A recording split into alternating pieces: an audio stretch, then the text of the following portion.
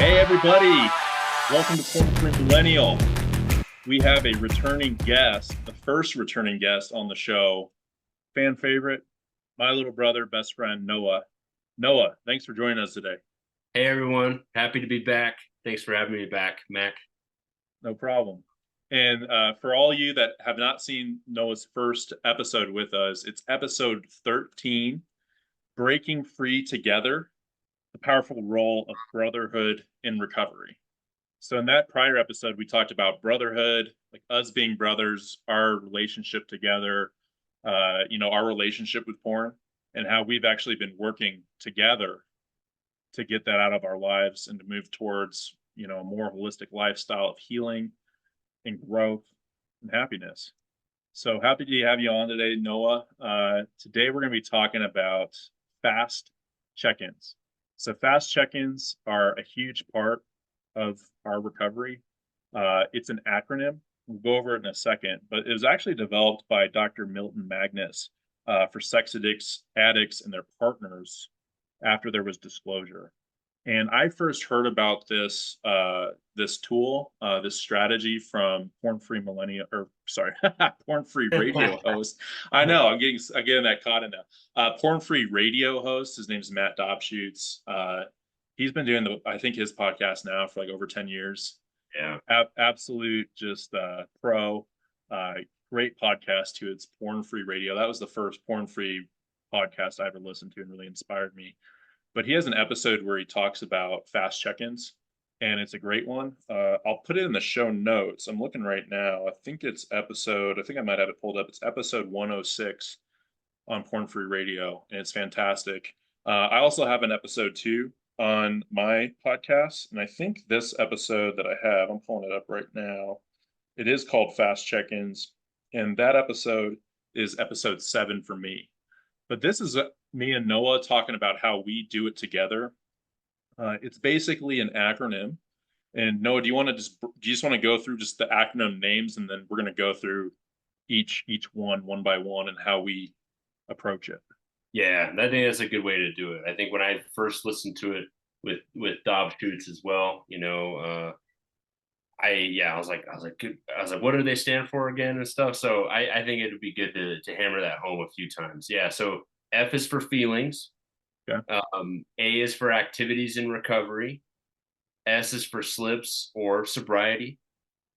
T is for threats, and then T is for tools. So 2 T's. And Mac and I really refined this over time. So I think that we can give some really practical tips. Mac and I probably used this for the past, like 370 something days or 400 days or something. So I think we've applied it a lot in the field. Yeah, and what it looks like in all practicality is Noah and I every day will send voice memos to each other where we'll go through the FASTT check-in with each other. So basically how it kind of goes would be like I would send one off. Typically we do it around like the afternoon time. Mm-hmm. There's some days like where things get busy, we have meetings, like work's really busy, or maybe it's a weekend activity. We normally just kind of plan ahead, we text each other. But typically like one of us initiates it, where like Noah might send his first and then I get it. And then but basically what I do is I listen to Noah and his FASTT check-in, and then I give him feedback on it. So I'm basically just letting you know, like, hey Noah, like giving you encouragement, maybe some tips, things that I picked up while you're going. And as you do your FASTT check-ins with somebody, you're going to be building like a relationship with them, basically. So it's kind of cool. Like Noah and I have been, I think you're 7 years younger than me. Yeah, basically. And I mean, we've been best friends, throughout our whole life. Maybe at times, not the best as of friends because Noah used to pick on me. Fun fact. right. Noah one time threw a broom and hit me after a trampoline. Off the trampoline. Yeah, Noah. Far away. Yeah, it was a far away sniper shot. Spun end over end like a helicopter blade. Yeah. Back. But honestly, not enemies. I mean, that's just what brothers do to each other. You scrap a little bit. But anyways, I think over time, like doing these FASTT check-ins with each other the last year, like when you say that, like we've grown like so much closer. Big time. And I remember I was talking about that on that first podcast we did, and just how the recovery and this shared plight, that we have, has brought us closer together, big time. Yeah. Great. So I think that's something just to look forward to. Like when you're doing the fast check-in with somebody, I would say that you trust somebody that's going through the same thing as you, that has a similar goal to you. Just know that, you're gonna you're gonna get what you put into it. But if you commit to it, you can really build a very strong relationship with that person. And they don't have to be your brother, they don't have to be your relative, even your friend. They could be somebody that you meet like through a group. Uh, it could be like, I know there's Porn Addicts Anonymous, which we've talked about before. There's ways that you can do that with people and build that community, build that relationship. So it's a great strategy. And what we're going to do, and Noah, did you have a thought there? Yeah, yeah, because it's also I believe that Dr. Magness, who developed it, that it also was a tool for them to share with their wives. To Great. Yeah. Yeah, which is really interesting. And we've talked about this before, and I think generally, like, it's not. And I think you talked about it with Vern Tonke, who you recently had on. I loved that podcast. If anyone hasn't listened to that, go listen to that one. Vern's another big name in the recovery community who's just had some awesome podcasts and wisdom. That's a Finding Traction podcast that Yeah, he's on. yep, yep. But yeah, like, we don't want to involve our partners maybe as much as our accountability partners, and stuff like that. But the fast check-in can be a great way to let someone know, to give them a quick sense of how you're doing, and of course the acronym itself is FAST, so it's meant to be quick. And Mac and I happen to do it every day, is what we decided. And we decided that's what we needed to do. And we committed, though, you could do it with someone else at a different frequency. Yeah. Great point, Noah. That's what all I want to say. All right. So do you want to? I think I'm going to share my screen really quick for this first part. We're going to go over feelings, and I'll include this like in the show notes just so people have a reference to it. But this is a feelings wheel. And this was, I think got this from Vern going through his Finding Traction course. And then I believe it was based off of Marshall Rosenberg, based on I think it's from their book, and I actually have heard about this book. It's called Nonviolent Communication, which is actually an interesting title. But I think I heard about this actually in my men's group. And do you see my screen, Noah? Yeah, I do. Uh-huh. Okay, let me just make sure it's up. Okay, is it still good? Yeah. And guys, if you're listening, sorry, we have this on video too. So if you want to check out the video, it's on X or on YouTube. But basically, what we have here is a feelings wheel. And Noah, I know sometimes when we do our check-ins, the feelings part can actually get a little wonky. Like we could be all over the place sometimes, and I know I've been there before. Still do that at times. Do you want to walk us through this a little bit? Sure. Yeah. I think people can have a tendency, we can have a tendency as men, or people who, struggle with addictions and stuff. And at least speaking for myself, it can be hard to name emotions. And the way that we've used porn, I think, at least I have, is to deal with uncomfortable emotions, to cope with uncomfortable emotions. And something I'll say too that has really changed in my thinking about emotions is not thinking of them as positive or negative. Mm. They're just emotions. Some of Mm. them are maybe more difficult and uncomfortable to deal with, but they're just emotions, and they come with their own messages. And it's important to identify, like, what is the emotion, and to start get comfortable naming that. And I know, like, once I started to get sober and started to get in recovery was when I could actually start to feel my emotions, and actually try to get to know them. And Mac and I talked about this last podcast about how porn can stunt your emotional maturity and your growth. And you might stay in some of these big emotions of, like, where you can get angry and dysregulated, out of control, or just really anxious. And you're kind of putting a lid on your emotions with the porn, Right. suppressing them, take it off, and they're all big and stuff. You don't know how to handle it. And you think that all this stuff is so hard to handle, but over time it can get easier. And I don't want to ramble too much, but just talking about Great how point. yeah, naming these emotions is it's a helpful part of self-awareness, and letting someone else know and communicating to someone else is how I'm feeling. They can know kind of where you're coming from.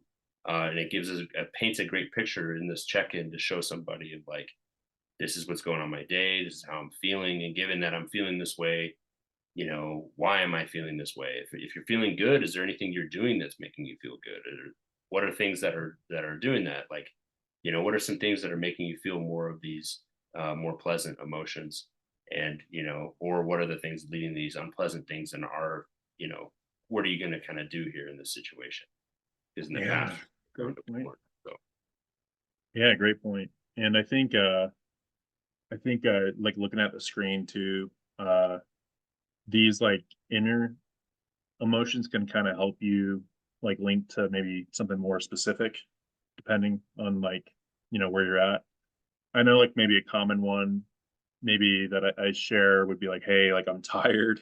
Yeah, I feel yeah, I maybe share burnt that. out, right? Like that's a common one. Maybe if we're kind of more on that side where our needs aren't really being met, kind of feel a little drained. And then maybe on the opposite side, right, you could be feeling like really good, like feeling like you're firing on all cylinders. I think maybe a good word for that, the common one maybe that you and I share is like feeling confident, feeling like maybe peaceful, Yeah, that or you're at peace. productive or something. Uh, Yeah.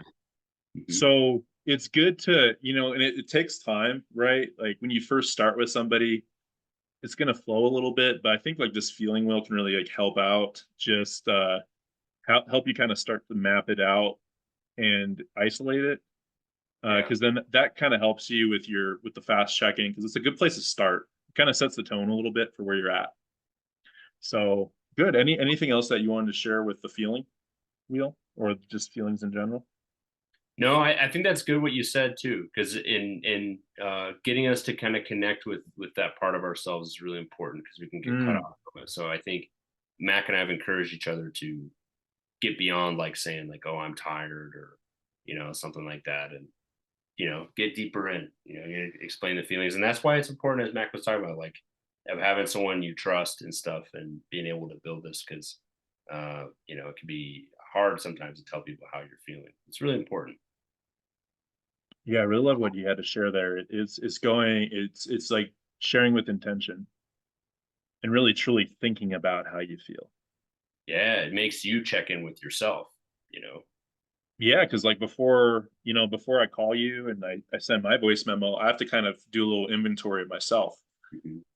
which I Yeah, love that. Because if you're yeah, doing that every day, like, that's gonna really help you grow if you're because it may be to expand. I know we're kind of expanding on it, but I think this will be helpful.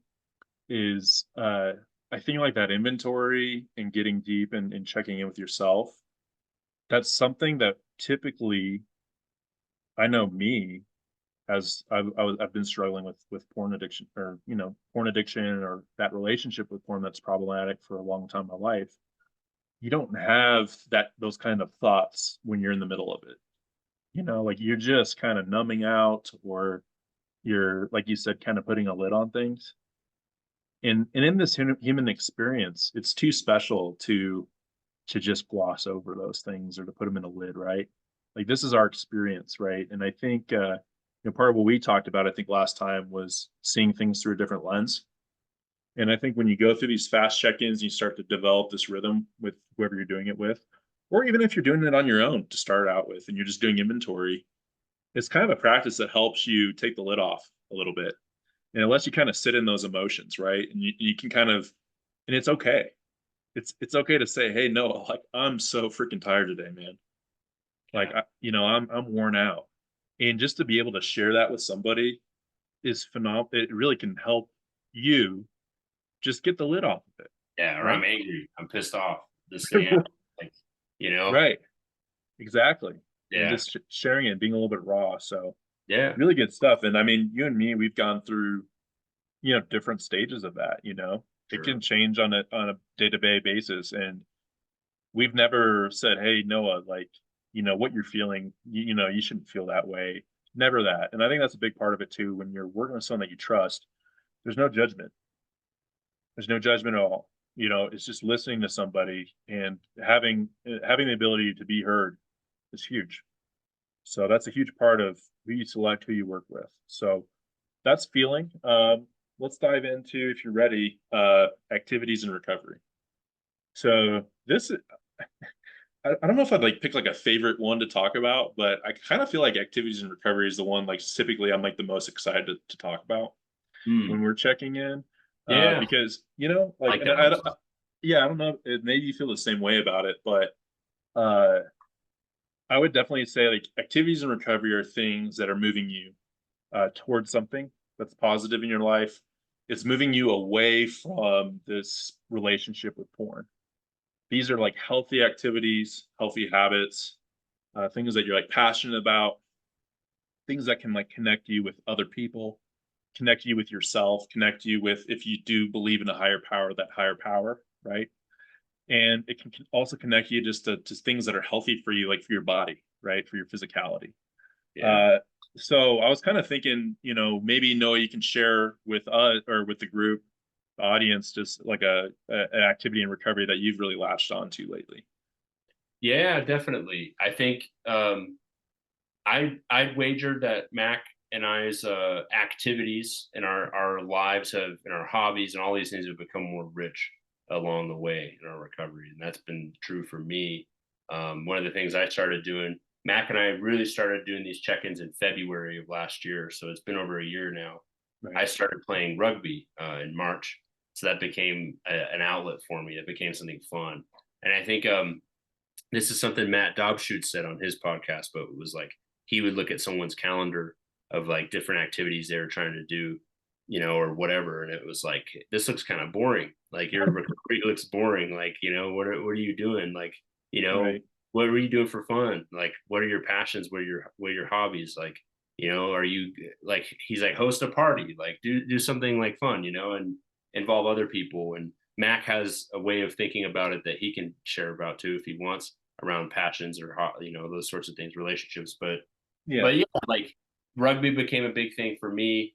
But of course, like activities and recovery, like you can think of like at the forefront, like those primary things, like I'm going to group tonight, or I'm gonna see my coach or my therapist, or my accountability partner. I'm gonna check in with them, you know, like Right. Mac and I. We always have that. That's always an activity in recovery for Mac and I, is our check-in. We always have that at least.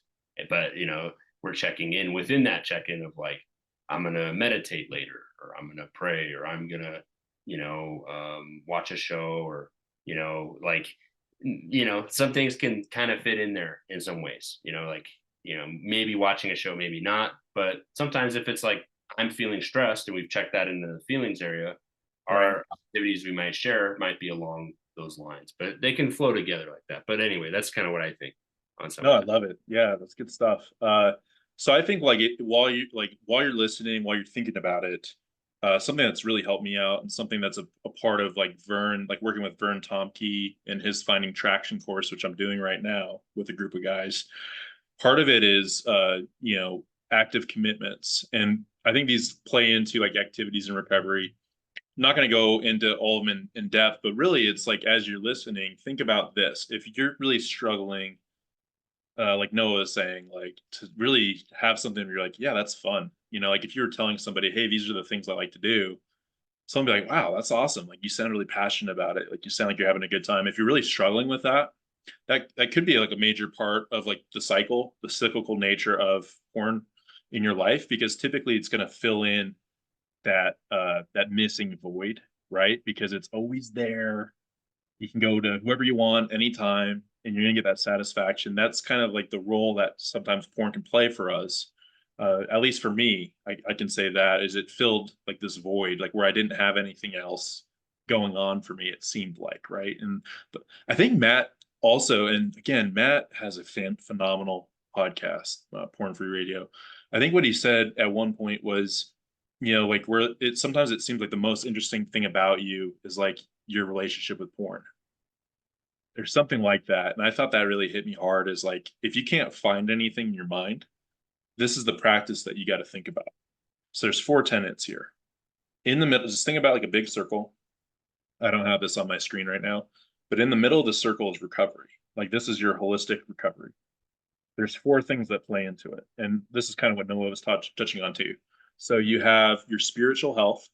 So that could be, if you do believe in a higher power or not, it's connecting, with nature, connecting with your God, connecting with something above yourself. I mean, that's a big part of like Alcoholics Anonymous, Porn Addicts Anonymous. Is like that's like the first step, right? Is connecting with that higher power. Number two is your physical health. So, are you getting good sleep? Are you working out? Are you doing things that are healthy for you? That can really play into your recovery, into your activities as well as your energy levels. Like, are you taking care of yourself? Number three would be your relationships. So, like, do you have community in your activities? Like Noah was sharing, he does rugby. Rugby, and I've played a little bit. Rugby is a very social sport. It's a great sport. A lot of time you end up in a pub, right, Noah? Yeah, that's right. I think Yep. rugby is the only sport. I was playing at a Renaissance festival once with our uncle and my old high school basketball coach. And at halftime, they had a cake. That's the only sport where at halftime you can go get a beer, which is pretty cool. So, anyways, that's like relational, right? Like doing something that can connect you with others. That could also be group, right? That could also be your check-ins where you're Yeah. doing a fast check-in. That could be like your wife, your Date girlfriend, nights. your partner going on date nights, right? It could be family events. Really, the biggest thing is like, are you connecting with other people? Because the big thing about porn guys and girls, it isolates you. When you're in the heat of it and when it's got you, you're isolating yourself. I think I did an episode on the porn prison. You're like, you're Yeah. in that prison. You don't have any prison mates with you. It's just you. And a big part of breaking free from that is having a sense of community and relationships. So that's number three. And then number four is passions. What are you passionate about? And Noah, I would say passions for me, and let me know if you think, but that's like things you get lost in. You get lost in it. Time isn't even a thing. Mm. You lose track of time. A flow state. You're in a flow state. Something I would say for me is like fly fishing. Love it, man. Like you go out, or if I'm going hunting, it's just like I'm not even thinking about anything else. I'm just in the moment. I'm in the present. I'm just in love with the moment, right? And I'm just truly just experiencing it and I'm embracing it, right? I could say probably for you, man, it's get on the rugby field, man, and knocking some heads around, right? Yeah. Yeah, definitely one of them. It's very important to at least have one of those things. The guy who came up with the flow state, Polish psychologist, that's how I'll name drop him because I don't think I can say his name and I don't have it offhand. But Hey, maybe we can put in the show notes if you can find it. yeah, we can do that. But he says that it's the key to happiness, or it's crucial to happiness to have something that gets you in the flow state. And it for depression, anxiety, and like this porn prison, you need Right. something that's going to shake it up. I think a flow state is like a wrecking ball through the wall so that you can like get out of there for a second. You know, it like that'll just get you transport you out of there for a sec and maybe give you a fresh perspective. Like you might be able to look back and be like, oh, I haven't even thought about that. I haven't even thought about the fact that I'm in this porn addiction and all this other stuff. You've changed Exactly. your state. So yeah, it's great for that. And I think that's a That's great cool. way to talk about passions, Mac. Yeah, and I think one additional thing to add on, and this is something that Vern had in one of his recent. He has another podcast called Pastors on Porn because he's also a pastor. But it was talking about a book called Surfing for God, I think it's called. But basically, it was a great quote that was shared. It was basically saying the moment that when it all changes is like when your passion for God or your passion outgrows your passion for porn Mm. to Mm. where because like people I see it online, people defend it like I used to kind of defend it, right? Like Yeah. is like it serves some kind of purpose for me, and like you get defensive, you're like, oh, like that's mine, like Yeah. you know Yeah. I've read some of that. Yeah, for and sure. yeah, and I wanted to hit on that just because like you got to like find something that you're more passionate about, that you're like, I'm like way more passionate about playing rugby. I'm way more passionate about fly fishing than I am about like sitting in the basement or sitting in my room in the dark and just being alone and then Yeah. being shameful about it. And yeah, definitely. And just life in general. You've told Right. me that before, like embrace life, get out there. And that's what you're doing if you're living a sober life, is you're embracing like reality. Oh, it's Mm, scary sometimes. Yeah. for people, but it becomes less scary. Like I paradoxically, it becomes less scary as you move away from the thing that you thought helped you accept reality. That's Yes. the big lie is like life is so hard, like use me to help you get through it.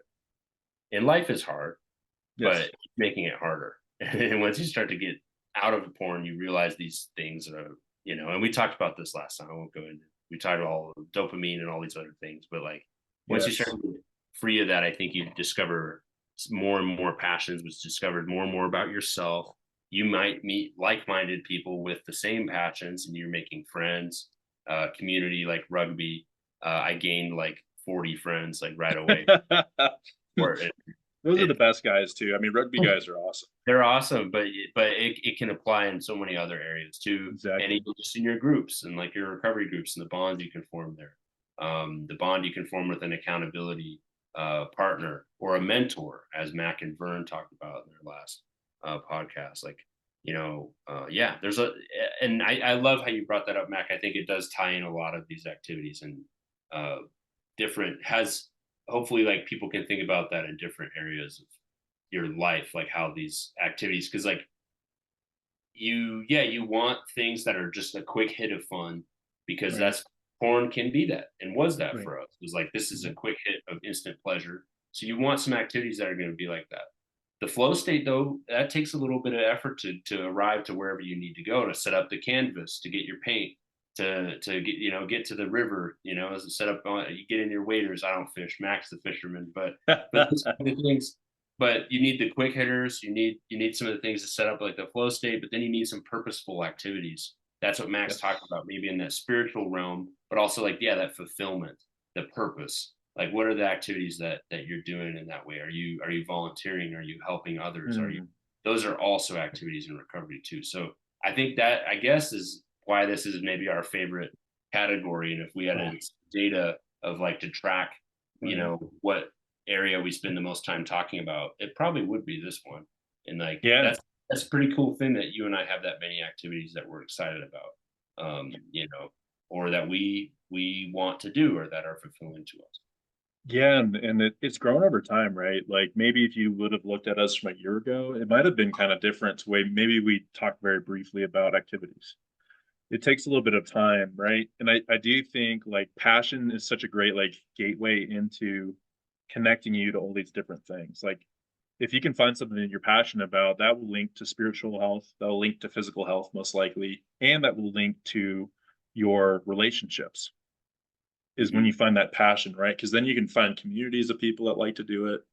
Like I could find probably a fly fishing. Like I have friends that I love to fish with, right? Like, so hopefully that helped you guys like listening to that. But it's a very rich concept, and it can be very rich as you go. Like make it rich in your life. It should be something that is rich in your life. It's not this like I think sometimes when people hear like activities and recovery, it might sound maybe a little bit like, oh, like this is homework.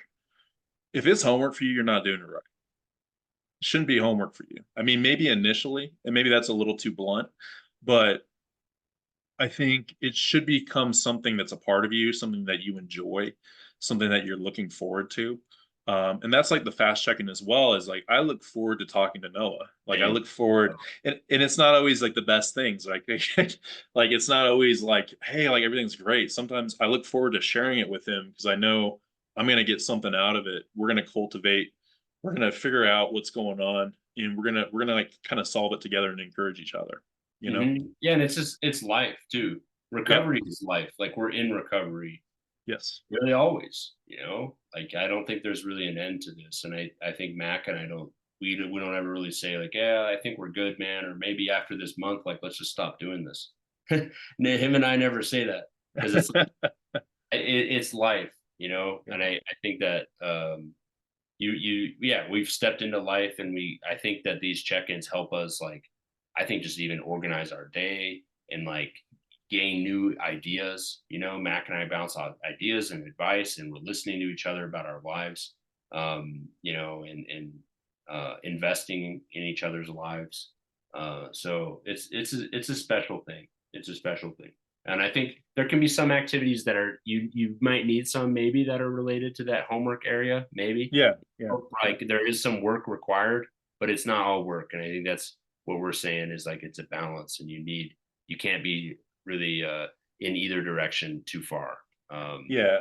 So I would say this, man, that's a good analogy. Instead of like imagining homework as like you're going to school for 8 hours and you're falling asleep, because that was what happened to me sometimes in school. You're going outside, you're chopping some wood for your fire. This is an important part of your life, and it can be work, right? It can be strenuous, it can push you, but ultimately you're building up that wood for your fire to keep the fire going, right? You're chopping wood. yeah, You're it's a chopping nice, wood. yeah. You're not sitting in the classroom. You're chopping some wood. All right. Let's jump into slip sobriety. So this one, okay, this one's probably not going to be as fun, right, as activities in recovery, but I think it's really important, right? And this is probably the biggest part where we got to be really honest. We gotta live honesty, and a big part of our problem with porn, right, inherently in it is not being honest, not being honest with ourselves, not being honest with others. And I've talked about it, I've written about it, but it's a huge part of it, right? Is inherently within porn. We're not like watching it out in the open. We're turning off the lights, we're closing the door, we're locking the door, we're deleting web history, we're lying, we're gaslighting. We don't want people to know. I've had times where I just wanted to take it to the grave with me and say, "This is the last time. I'm never gonna tell anyone about this." And that's a horrible way to live life. You almost become a shell of yourself if you commit to that. Now, on the flip side of it, when you commit to honesty, you can't lose. You can't. You can only learn, right? Uh, because at the end of the day, everything's going to come to light, no matter how hard. And I was pretty good at it, and then I became really bad at it, to where I became like the worst liar ever.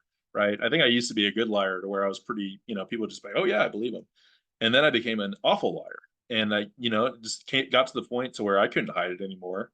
It didn't serve me anywhere. It just made things worse. So S again is for slip sobriety, and it's going to take time. You're going to find your cadence with your partner, but I'd say the most important thing, like when you first start off, is just like identifying like what triggers you, or like maybe like what you're struggling with. And maybe that's somewhere that we can kind of go in this conversation is, like really start to identify like what are the things that you struggle with? Like, is it more like physical stuff? Is it more like physical touch? Is it because I know that's like something, or is it more like inward? And I think I've talked about this with Vern before. Like it's like inward or outward kind of slips. Like inward stuff's more like inside of you, maybe more like in secret. Outward might be like more out in the open kind of things. But what I would say to that is maybe I just identify what you struggle with. So like for me, like my big struggles, I think would mainly be like going on different kind of apps, kind of backdooring my way into things, maybe seeing something that's provocative that might kind of capture my attention, and then getting preoccupied with it and going back to it. And hopefully it kind of lands with some people. But it might be seeing like maybe someone attractive in public, or it could just be everywhere on social media. There's just, I think we call them thirst traps, right? There's everywhere, just things that are meant to catch your attention, and they're meant to hold your attention, right, and meant to like link you somewhere else. So it's identifying like a slip, and then identifying sobriety, and then no, I'll get your feedback really quick, but just to set the stage, something that's really helpful for me, and I think for a lot of people, is using kind of like a stoplight scenario, or a stoplight analogy. So you got your green light. Green light means like you're good, like you're flowing, things are working for you pretty well, you're doing well in your recovery, you're sticking to your active commitments, your active, your activities in recovery, you're feeling, more confident about things. I'd say yellow light more is like hazard caution. That means you're slipping a little bit. So that's like a slip is basically when you didn't quite cross like the red line. And a red line is like something that you set up for yourself to where you're like, hey, if I cross this line, that means I got to reset my sobriety. That means that I relapsed. And we'll get to that in a second. But yellow is like cautionary. It's like, hey, like if you keep going the way that you're going, like you're gonna cross the red line. And basically what that means is you run the red light. So that's the last part of it, is the red light. So you got green, yellow, you got red. Red is relapse. Red is your sobriety has come to an end at this point. You got to restart, right? And for me, and I think for you too, kind of the lines that we set is masturbation and porn. And I think with that, with for me at least for the red for porn is like I'm actively seeking it out. I'm consciously going into it. Masturbation and porn are kind of linked for me. That's how I see it at least. Now, does that mean like if you're watching some show and something pops up and you look away or you keep going through it, you don't think about it again? You got to draw the line for yourself. It's different for every person, but for me personally, like I don't see that as a relapse. It's really like how am I reacting to it, or how am I being proactive? Where does my mind go? Does my mind hang on it and then I have an action that's linked to it? Or is it like, hey, that stuff's going to happen sometime, especially in the world we live in? It's just everywhere. It's just moving past it. Be like, okay, saw that, moving on. And that takes time. But it takes time because you go through it in your fast check-ins, you talk about it. So Noah, hopefully that kind of helped maybe set up the stage, got some stuff clicking in your like that you wanted to talk about with that. Yeah. Yeah. And I had to mute myself because my dog was barking. This is the time of day when everyone starts walking their dogs outside. No problem. But yeah, no, what as you're talking, what it makes me think about is how Mac and I over time have gotten a lot more nuanced, I think, with what we call slips. Mac and I, knock on wood, but it's not luck. Mac and I have worked really hard, but Mac and I have gotten a lot of sobriety, at least of like day counts and stuff like that. you know so like I'm up to day 116 for me, and Max just a little ahead of me. Yeah. But Yep. yeah, but so like, does that mean we have nothing to talk about and we're just like, and sometimes we say like, oh, no slips today really, and sometimes we might say that because Right. I think that genuinely there wasn't anything, but we more times than not are checking in that there was something. Maybe there was a girl at the gym or something like that maybe we thought about her, or maybe we checked her out for too long, and like, or we were thinking about it, or kind of objectifying people, or something like that. That's a slip. It can lead somewhere. And I think Right. Mac over time and through seeing each other and getting each other's feedback have seen what series of slips can lead us to the big slip. And so I think that this one is something that over time you're going to have to play with and see like what counts as a slip for me. And as Max said, and he used the word relapse too, and what it counts as that kind of thing, and where do you draw the line?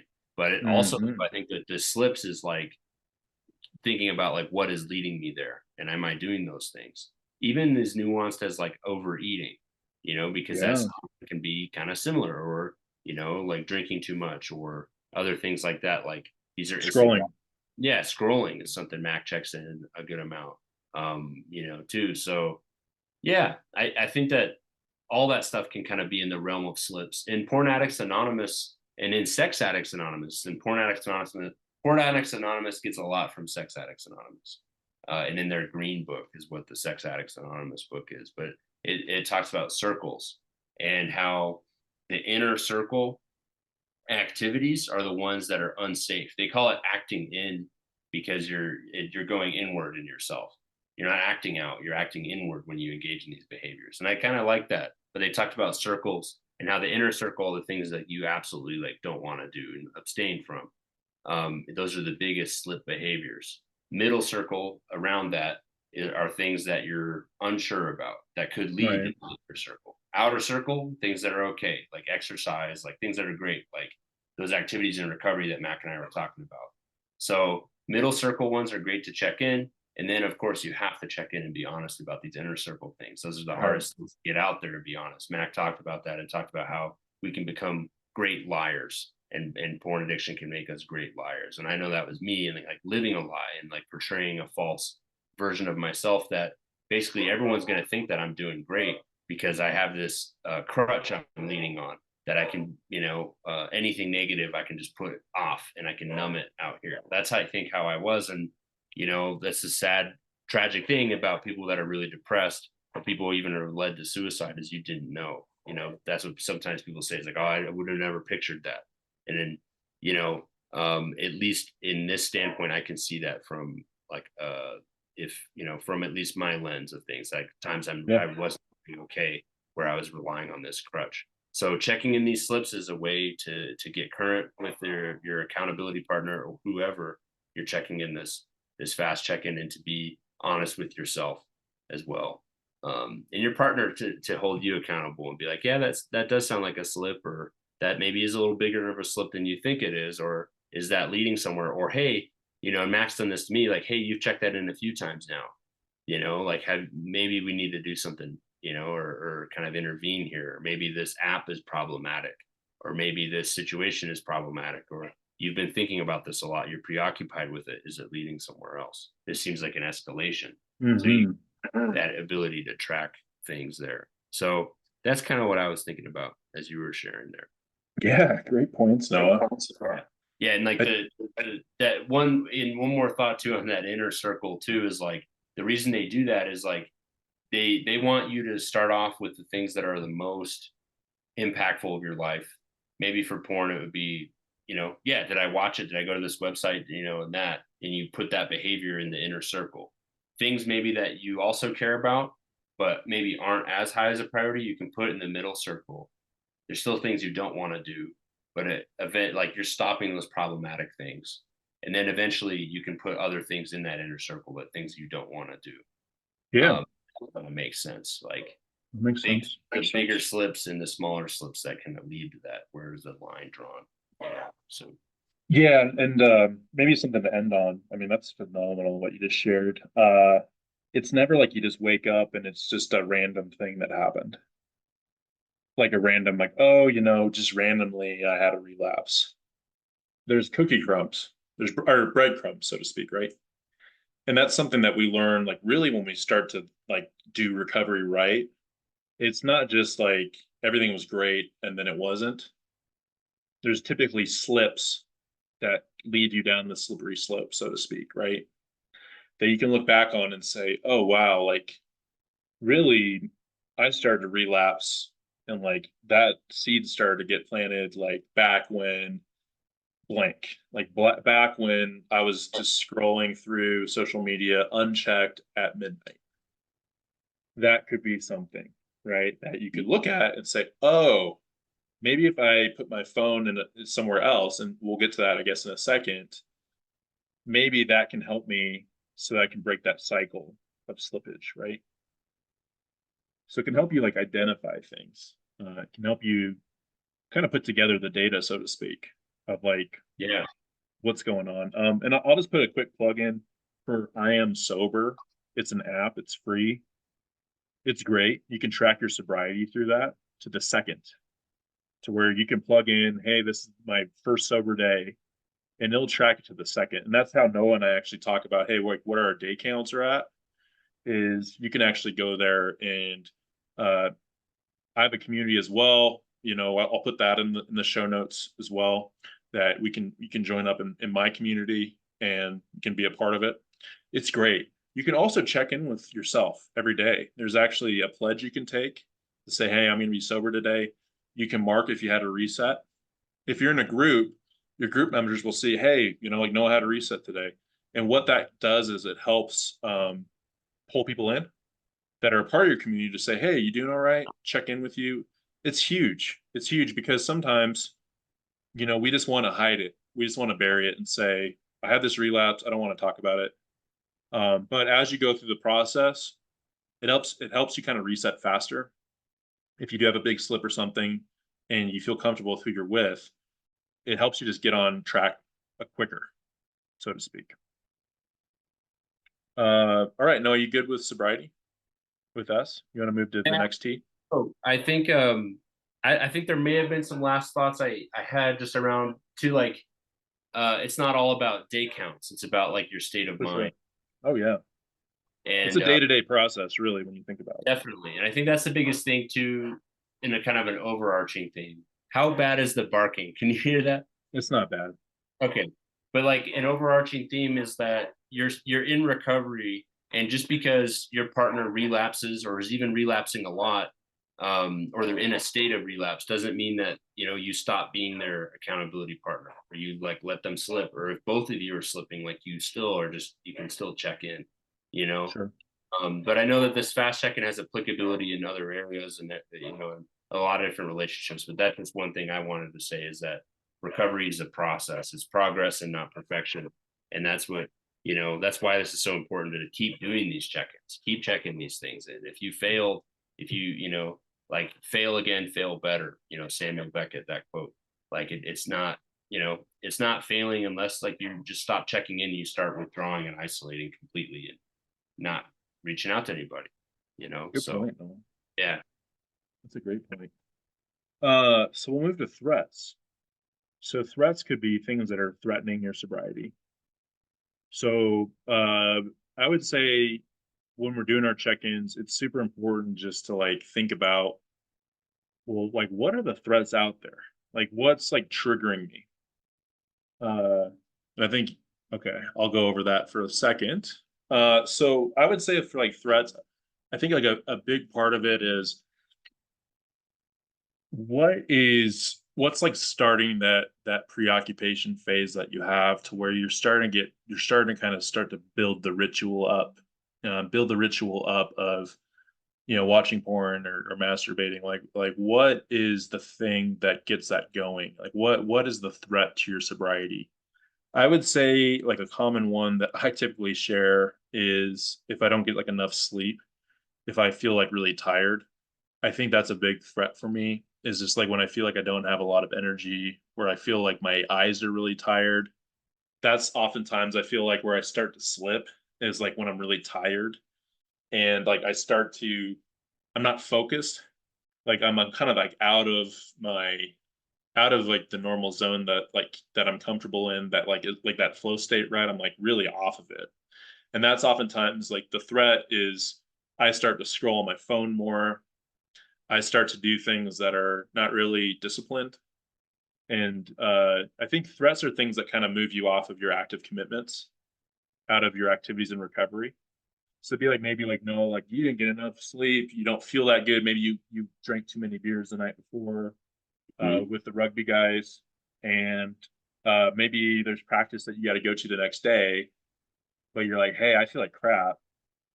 I'm not going to go. That's something can start to threaten your activities, is maybe this lack of sleep, or maybe like we're kind of saying like overeating. It's kind of like the slips, like it kind of ties in with your slips a little bit, like the threats. And it could tie in with the feelings too, as you're saying, Yeah, you big time. know, tired, like tired still like kind of a feeling, but we're talking about emotions too, but yeah, like I'm feeling really anxious. Like it's a threat that, I'm feeling this anxious and like, you know, that's where we're going to get to the tools of how are we going to handle that.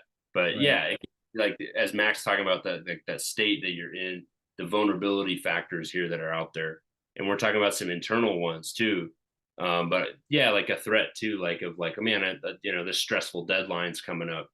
I'm stressing a lot about that. That's a threat, like to kind of, to look out for. We're anticipating these, Mm, and that's the cool part about this check-in is like we're thinking about in the future. And since Mac and I check in daily, that threat can be a daily thing. Like, what's the threat today? And what's the tool I'm going to use to handle it today? It keeps things very manageable, but you can kind of game plan around it. But yeah, that's a great point, man. And it could be like, I know, like for me, I think I shared before, like maybe taking on more responsibilities at work, mhm. like a big project that happened to me not too long ago, to where I'm like, I'm already looking ahead and I'm like, okay, like this is going to be kind of stressful. This is going to take up some time. This is going to be like maybe like a little bit more like a high stress situation I'm going to be in. So like I can already look ahead and say that might be like a threat to me, because that's going to change up what I got going, like my flow. like it's kind of things that will break up your flow. Like if you could imagine like you being in a good flow where things are like you're in the green, what are things that could get you in the yellow? Like what are things that are threatening that are going to throw you off of your flow? Because I think that's what happens with our relationship with porn before, and I'm pretty sure you're going to agree with this. It's kind of like, oh, I'm tired, or oh, I'm stressed, or oh, I this happened, therefore I'm going to look at porn. Those are like the threats that happen that occur to where we react in the past by looking at porn. These threats that occur. Like I got this big project, I'm super stressed about it. Well, here's something that's going to help numb that stress. Here's what's going to put that stress in a lid is porn. These are threats. These are bombardments that are coming at you. So you got to look ahead at it and say, okay, I know this is going to be a threat. And then that's where we'll end as tools. But does that kind of make sense? Yeah, and one more thing too, I'll say is that the threats could also be as tangible as like I have this unaccountable time, like like my Yeah. spouse won't, or like I'm gonna be alone tonight, and tonight is Yeah. like Right. used to use, or I'm gonna be a threat is like in Mac and I have to pull back. At least I think Mac and I have to pull back to like the early days of when we were doing these check-ins all the time, and it was like we had certain apps on our phone that we maybe no longer have, or we have a certain Right. protections that weren't in place at that time. So that's can also be a threat. Is I can check in like, oh, I have this app, and like I have an urge to go on there, and like, are there some unsafe areas here, or that kind of thing, or I'm going to be like a threat is not going to bed at the same time as my partner. You Oh, know, that's a good one, dude. It's a yeah, and really good one. that's yeah. Again, to credit the king, Matt Dobschutz. That's his number one rule is going to bed at the same time as his wife.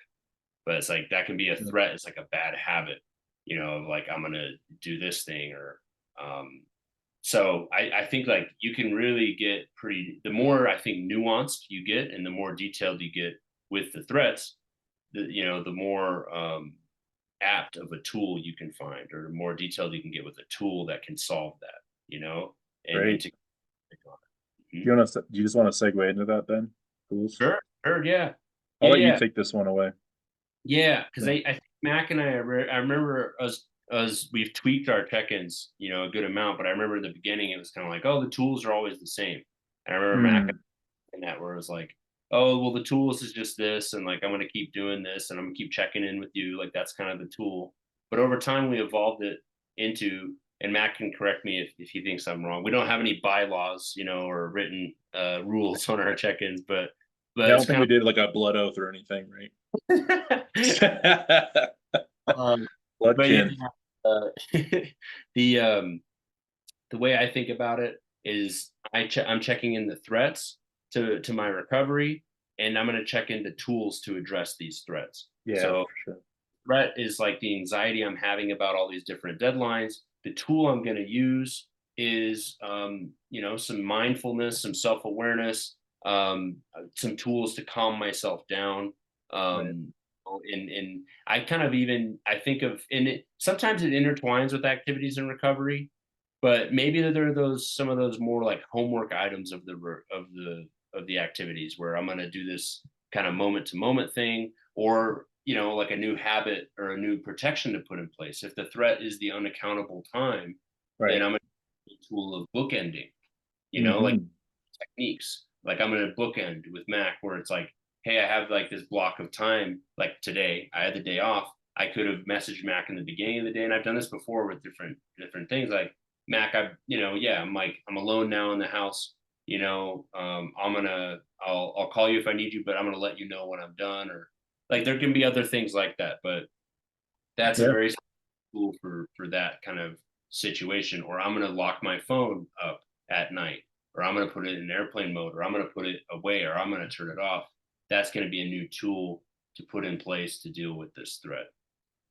Yeah, and like maybe this is a super practical one, right? Like that you shared is, and I think this is common with a lot of people, is like late night scrolling is a huge one, right? Not only is like the light not good for you and like your circadian rhythm and falling asleep, like that's normally why I can't sleep well, probably is because I'm on my phone Yeah. late at night, right? My eyes, it's not good for your eyes. Anyways, Um, Something that's really helped me out, and I'll admit, like I haven't been as good at this lately, but something that I need to get back to is just putting my phone literally physically like out of arm's reach from myself. Uh, when I'm really doing this the right way, and this is like me telling on myself, right? Because I've been bad at it lately, is like putting it like on the dresser, putting it maybe in another room. And then I like audiobooks. Like I'm a huge audiobook podcast guy. So typically, I mean, Noah and I, we grew up. This is a real quick story, which I love. But my parents, it was like me, my Noah, and my two sisters. We were all on the upstairs with my parents, and there was a hallway cassette player that also had I think it had a CD at one point. But my dad was able to put speakers in both rooms, and then we would listen to different books on tape.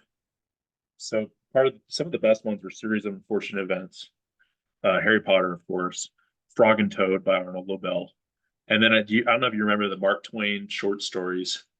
Those are Yeah. awesome. Those are great. But why I share that is like that was something that embedded in me, like what helped me sleep, I think. And it's kind of finding maybe some of those tools that you had like when you were a kid or growing up that maybe can soothe you, that you grew up with. And for me, like audiobooks, podcasts, it's almost like having like white noise on. Like it really can help me. And it helps.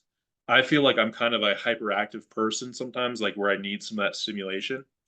And it can just help fill that need to where instead of like scrolling mindlessly through things where you're kind of putting yourself in deeper water, you're putting yourself out there where you could come across something that could be triggering. Instead, you're putting your phone outside of arm's reach and you're just listening to something that can be really helpful. So that was just a tool I thought I would share that's like a practical one, is like just physically like putting your phone in a different room or something like that where maybe you're still listening to something or maybe you just need that silence, but just having a way that you can, uh, I think, engineer your environment just to be safer for yourself. Mhm. No, definitely. Something that changed my life, I think, and this is really when like my sobriety really started to kick off strong was in February last year. Was when, or maybe it was a little bit before that, but basically Vern, or no, it was around February last year. I was struggling. I had some relapses in a row. I was still working with Vern one on one, and I felt like I was just becoming our broken record. And Vern's like, you gotta like put some accountability software like on your phone, on your laptop. And I finally was like, okay, I'm gonna do it. So one of them is accountable to you. You can put the link in the show description. That can like help track like web activity. Like if you're looking up stuff, it'll actually send a text or an email to your accountability partner that you set up. So that's a good one. Covenant Eyes. I haven't used it, but I think that's probably one of the more popular ones that's out there. I think since Uh, we have iPhones, I feel like was the reason we didn't go with Covenant Eyes. Yeah, there's just some things you gotta do some research on and look at, but there's like different websites that you can look at. Like if you just type in like accountability software and you Google that, that should like give you some stuff. And I would just say like that's like if you just feel like you're just out of control, you can't physically like stop yourself. That's a great way just to like just put it in, just take that time just to put it in and set it up and you'll find like automatically it takes like a lot of that pressure off of you because you're like, oh, now like if I do that, like Noah's gonna know about it. Noah's gonna see exactly what I'm searching, and it might be like I might be like a little bit like, ooh, like Noah be like, what are you looking at, man? but Yeah. that's more to be, not to be judgmental, but just I think you can bring some levity into it a little bit. I And know we do. the that's what Vern calls, right, like outsourcing your willpower, Yeah. Yep. Yep. Yep. Yep. like taking some of that stuff out of your hands. Because it's like, yeah, like, do you just need to sit there like white knuckling it and being like, oh, I'm not gonna, you know, go on incognito mode and look at, and go whatever and go Yeah. ham. Like you can have software that is going to do that for you, and kind of keep, and that's helpful in the beginning. It's so helpful to have as many barriers and padlocks between you and it, rather than like it's so easy at the click of a button. If you have different things that are going to interrupt that process, you'll be able to circumvent that like quick impulse that in the beginning is really strong. That again, there's hope It will wane over time, but yeah, I think that there's these very practical tools that Mac and I are talking about, like, um, so yeah. Yeah, we could probably list off a million of them, but I think at the end of the day, right, it's tools to combat those threats that you notice. And I think just to bring it all together, like if you're good with it, uh, it's building consistency around this. I think it's a strategy that works. It only works though if you're putting in energy into it, if you're putting in intention into it. If you're linking up with somebody that is on the same wavelength as you, that's a huge thing. I think we talked about this in episode 13, but sometimes it can be like an echo chamber. I know I've been in like groups before to where I'm just like, I don't know, like if this is beneficial to me. Like you might be working with somebody and maybe like they're your best friend, but maybe they're not on the same wavelength as you, and seeing eye to eye with you. That can sometimes be, well, I don't know if I want to say the word harmful, but it might not be like useful. Like you might be kind of like not using your time wisely. And I think Noah, you said this in episode 13, and I love what you said is like sometimes people will do this and say, "Oh, well, I tried it. It didn't work for me." And I think that's typically like it might be like you didn't really it's not like you didn't try hard enough maybe, but maybe it was just the way that you went about it. Maybe it was with the wrong partner, or maybe it was with like you maybe misplaced intention. So it's kind of finding that sweet spot, and you'll know it when you feel it, because you're gonna feel it. Like when you're doing it, like you're gonna feel the energy, you're gonna feel that positivity. You're gonna start to see the changes happen in your life to where you look at yourself in the mirror and you're like, wow, like I'm actually making progress. You're gonna talk to your partner and they're gonna say, you've made progress. Like I can see the man that you're becoming or the woman that you're becoming, and I'm proud of that person, right? And ultimately, you can look in the mirror and you can say, I'm proud of me, right? Very well said. Yeah. Well, Noah, just love having you on, man. I'm really proud of you. Incredibly proud of you, man. Man, proud of you. And this does work, and it has worked. And like, I think on that I Am Sober app, I was able to see after a year that I think I only reset my progress, which is where I count that I relapsed, I think 20 or 25 times, like in the whole year. Um, That's so huge. the distances and the lengths between relapses got longer and longer. And I think the fast check-ins, they help a ton. It's not the only tool, but it's a way to. It's not the only thing, but it keeps track of all these things. It keeps track of everything, which is great. And it's a way to measure that. So there's a lot of different tools and a lot of different things out there. But I think the coolest part of this is how close it's brought Mac and I together, and it leads to so many, I think, growth in our lives. And as we said, like a time for us to check in and have for each other each day. And the voice memo is a good way to do that too. It's like, because calling is like, hey, you got time, or I don't know if you have time, and I can't call now. We can use there's ways to get around that, and the voice memo is one of them. And you have the dedicated time to listen to, and each other without interrupting. You listen and then you send a complete thought. It's nice. Um, so, but yeah, I've loved being on, Mac. Thanks so much. And yeah, thank you to all the listeners and everybody. Wish you all the best of luck in your journeys. Keep it going. Just don't quit and be persistent. We're all on this together. Mac and I by no means are a finished product at all on this at all. We have not arrived. It's a continual journey. Well said, Noah. Yeah, just some real quick housekeeping. So one-on-one coaching is kicking off. If you're interested, email me. It's pornfreemillennial@gmail.com. We can meet, quick consultation. It's free, and see if it's right for you. But that's kicking off as coaching, which is really exciting. And then also I've got a Substack and a Medium. Those are publications. You can also go to those if you want like articles that come out. I try to write at least 3 times a week. I'm looking to do more of that too, just to be more helpful. But those are the big mediums to follow there, just for more content. For if you want to, start doing a one-on-one, would love to talk to you. But again, Noah, thank you so much for your time today, man. And what you got rugby coming up? Yeah, match tomorrow, man. All Yep. right, man. Yeah. Well, good luck in your match. I know you're Hey, gonna do great. getting out fishing? So no, I'm gonna be going turkey hunting Oh with yeah. Z. So and be watching the UFC fights. I am a big UFC fan. It's UFC 300. So it's kind of a big milestone with the company, and it should be really fun to watch. But hope everyone has a fantastic weekend. Much love to everybody. And like always, keep fighting the good fight. Talk to y'all later. Bye.